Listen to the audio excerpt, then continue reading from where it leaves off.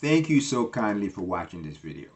The question is, who is 40 years old, soon to be 41 in July, joined Formula One in 2001 with Minardi, went on in 2002 to become a Renault test driver, only to win the World Championship in 2005 and 2006. You guessed it. That person is Fernando Alonso. I want to talk about Fernando Alonso because I was a huge fan of Fernando Alonso. I say was. In 2005, I attended the U.S. Grand Prix at Indianapolis, and I bought a Fernando Alonso Renault hat because he was supreme, and I actually loved the hat and the design of it. Fernando Alonso, by the way, it reminds me his relationship with Flavio Briatore. If you don't know, Flavio Briatore made Christian Horner like a mute. Flavio Briatore is probably the one that invented Hollywood in Formula One. In my opinion, Flavio Briatore is only as flashy as Eddie Jordan. Absolutely, these guys were flashy before flashy was even recognized as a sport. Well, so last year, Fernando Alonso said, I came back to Formula One because of the rule changes. He said that he believes that the rule changes in 2022 will give him hope. So the question I have for you as fans is it ever too late? The saying goes, it's never too late. But is it ever too late?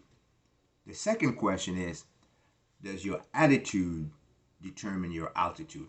Again, the saying goes, your attitude determines your altitude. I said that because Fernando Alonso took Formula One as a no sport in Spain to be the #1 sport in Spain, knocking down MotoGP because of his popularity, having been world champion in 2005 and 2006. We know what happened in 2007. As Lewis Hamilton joined Fernando Alonso told Ron Dennis Lewis was the wrong guy. He was not ready for Formula One. No later than the first race, Lewis Hamilton, who qualified behind Fernando, passed him in the first corner. Lewis went on to make the podium and followed up the Canadian Grand Prix where Lewis won the Canadian Grand Prix. Then the next race, the US Grand Prix, Lewis won the US Grand Prix. Fernando Alonso's confidence has never been the same ever since. I ask, have you ever seen Fernando Alonso when he was with McLaren? When he pitted, the time they refueled the car, changed the tires, and he decided to sit only to block Lewis Hamilton. Ron Dennis was so mad, I won't forget it. He walked over, grabbed Fernando Alonso's top mechanic by the collar and dragged him.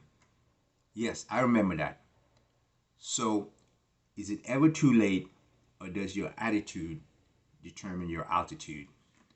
Fernando Alonso's relationship at Ferrari was terrible. Fernando Alonso's relationship at McLaren was disastrous. The things Fernando said about the car on live TV is disgusting.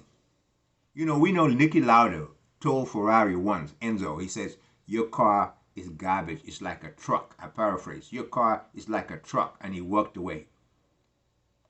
People couldn't believe that he said that to Enzo Ferrari, but he did. Niki Lauda said that.